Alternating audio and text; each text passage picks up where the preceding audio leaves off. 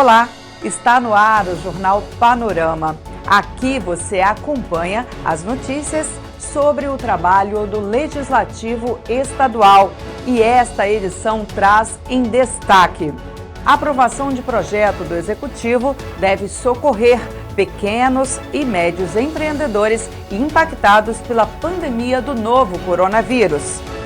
Deputados criticam operação em barcos de pescadores sem autorização judicial. Comissão de Justiça aprova constitucionalidade de 11 matérias e garante tramitação de outras 2 iniciativas parlamentares.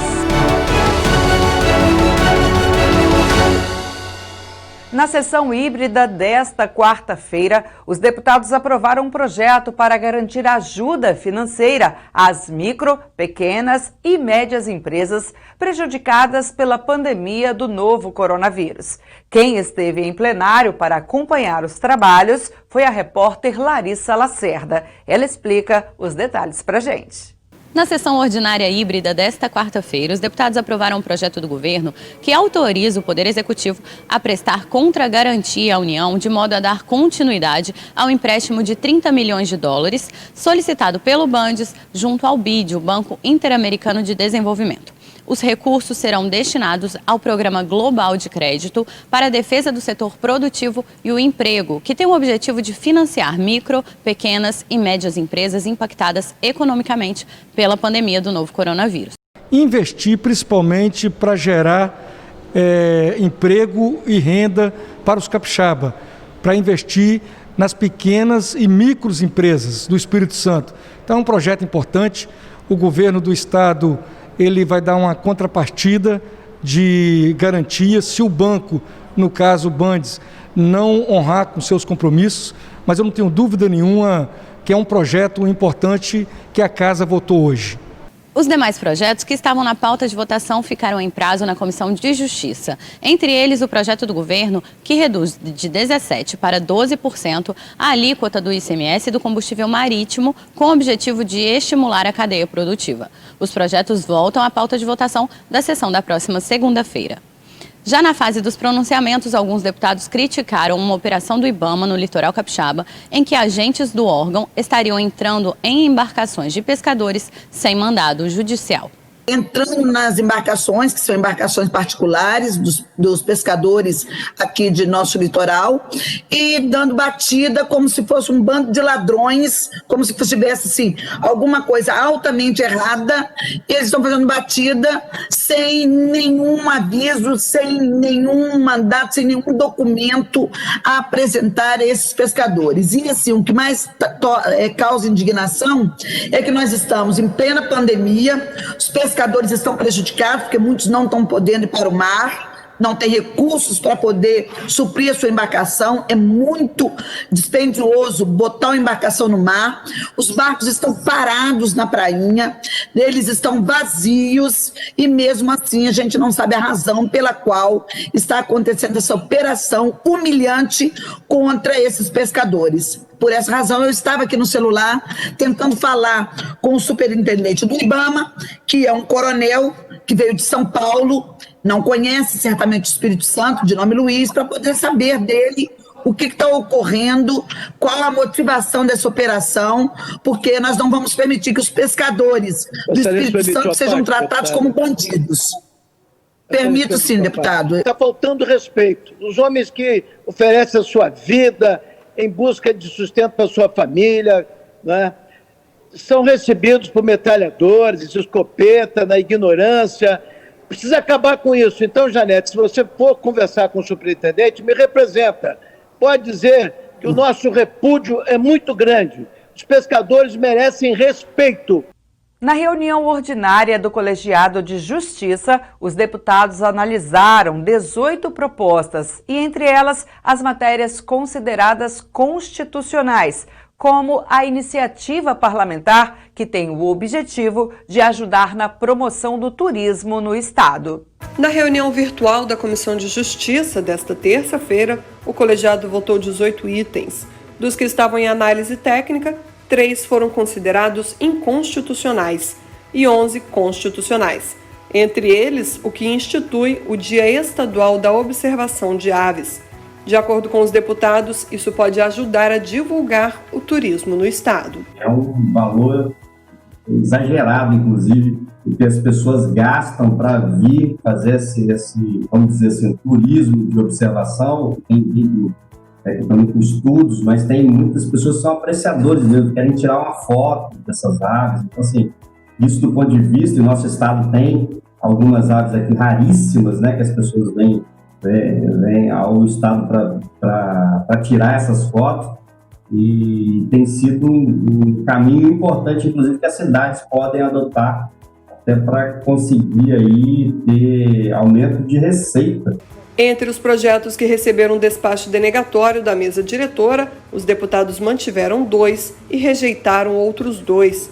A isenção de pagamento de estacionamento rotativo pelos idosos é um dos projetos que voltam a tramitar na casa. Tem que ter algo maior que vai contribuir para que os municípios, na hora de fazerem os seus contratos, eles já tenham essa previsão de que existe essa situação, né, já definida com relação aos idosos, acompanhando o Estatuto do Idoso. A Assembleia publica edital de licitação para contratação de agência de publicidade. Confira os detalhes. Nós precisamos ter transparência nos atos da Assembleia e precisamos dar publicidade às atividades parlamentares, assim como divulgar também as ações, as atividades que nós prestamos à população, como a Assembleia Cidadão, por exemplo, que tem vários serviços aqui dentro. Essa agência vai criar campanhas de comunicação a partir das demandas que a Assembleia tenha. No dia 15, as agências vão apresentar suas propostas de trabalho e elas vão ser avaliadas para depois chegarmos à conclusão de qual é a vencedora do certame. O trabalho de agência de propaganda, criação, produção, veiculação de material de comunicação. No processo de licitação de agência de propaganda, existe a subcomissão técnica, que tem a função de avaliar todos os trabalhos de publicidade. São profissionais da área que vão avaliar as propostas de trabalho não identificadas, sem saber qual é a agência que criou cada material, de forma que seja dado a nota de uma forma mais isenta possível. O contrato é de R$3 milhões por prazo de 12 meses e ele pode ser renovado até 60 meses. Proposta parlamentar pretende obrigar os condomínios do estado a comunicarem aos órgãos de segurança a ocorrência de maus-tratos a animais. A iniciativa é do deputado Luciano Machado. Nós temos uma expectativa muito boa de que as comissões começa pela constitucionalidade, a Comissão de Justiça, e que avance com a aprovação, porque é um tema muito atual e se faz muito necessário que nós possamos fazer esse debate e evoluir nessa política, né? Então, o próprio governo federal, nesses últimos dias, também consolidou leis importantes para a defesa dos animais. Então, os cães e gatos, principalmente, nos condomínios residenciais ou comerciais, eles correm muito esse risco, né? Porque eles ficam ali muito enclausurados e às vezes a família viaja e deixa esses animais ali um tempo muito maior do que o esperado e às vezes até abandonado na área comum, o condomínio também.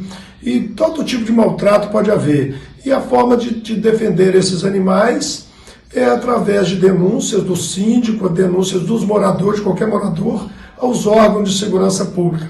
Então o projeto tem esse perfil de defender os animais, né, porque nós precisamos realmente continuar evoluindo nessa política de defesa dos cães, gatos, de todos os animais. Prestação de contas. Iniciativa do deputado Lorenzo Pasolini determina que empresas prestadoras de serviços de internet apresentem ao consumidor gráficos sobre a velocidade diária média e também envio e recebimento de dados entregues no mês. As informações devem constar na fatura mensal do cliente. Nós detectamos na prática que o consumidor capixaba está sendo lesado. Por quê? ele assina um contrato e ele estabelece velocidade de conexão, tanto para a taxa de download quanto de upload, ou seja, a velocidade de conexão com a internet. Infelizmente, no dia a dia e na prática, as operadoras estão disponibilizando uma velocidade muito inferior ao contratado.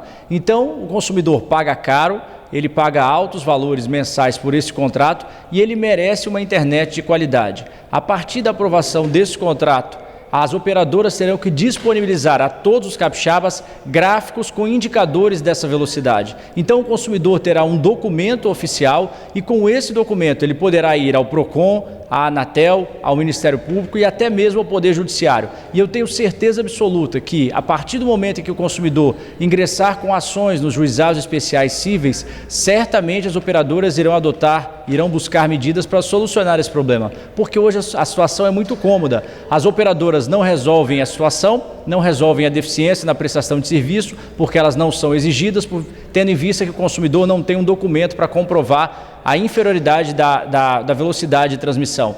Com o projeto de lei sancionado, então, se tornando lei, o consumidor terá um documento hábil, um documento que irá comprovar a deficiência na prestação de serviço e que certamente levará à condenação judicial dessas operadoras.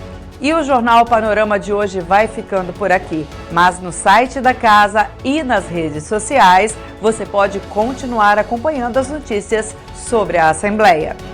Obrigada pela companhia de sempre e continue com a nossa programação. Vê a Assembleia mais perto de você.